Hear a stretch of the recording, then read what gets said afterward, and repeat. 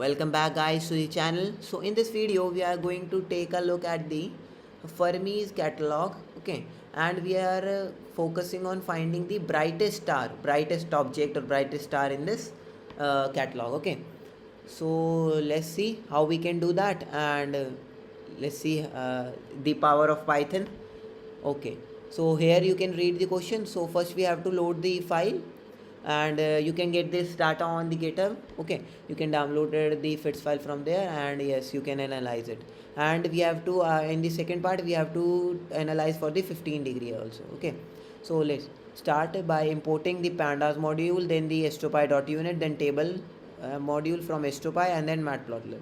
Okay, and yeah, most important one is the stopy dot coordinates, and from that we have to import the sky coordinate. Okay, so yeah, so first we have to load the file, fits file. So you have to download it in your disk, then you can open this file. So we have given the argument of Fermi2 and table dot read. By this argument we are able to open this and we are able to read. So here you can see this table, and we have to in this given question we have to analyze flux 50 column. Okay, so here you can find the flux 50 column.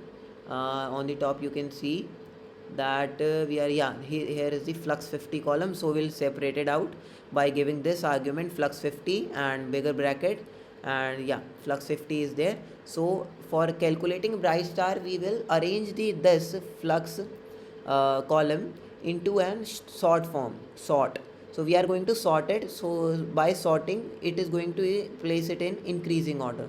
Okay, so for getting the brightest we have to go to the bottom, and hence we have given this code that Fermi2 file and -1 entry will be given, which is the last one. Okay, so yeah, SOC value is also given, which will give the name of the brightest source.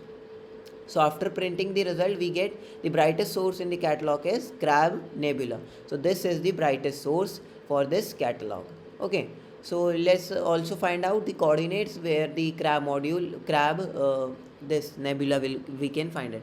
So we have defined the coordinates and sky coordinate, Fermi2, GLONASS and galactic frame we have used.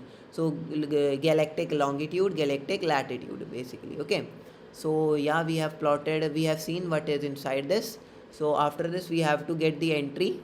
So we have imported it for the crab name. We have given the name for the nebula and have imported it in ICRS, and then we have converted it to our galactic. Okay, we have to take it in our galactic frame, or either way you can go. ICRS and galactic frame both will work. Okay, so yeah, so after that we have calculated the separation between what, between the coordinates of crab module. Okay, here we have taken the crab module as the source. So here we have to as we have to analyze it for the 10 degrees also.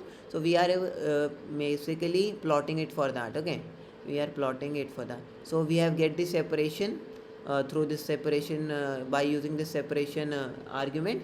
So yeah, so maximum separation we have given it 15 degrees. So it is going to make a circle around it and going to analyze it, which are the brightest source in that circle, and going to arrange it in this.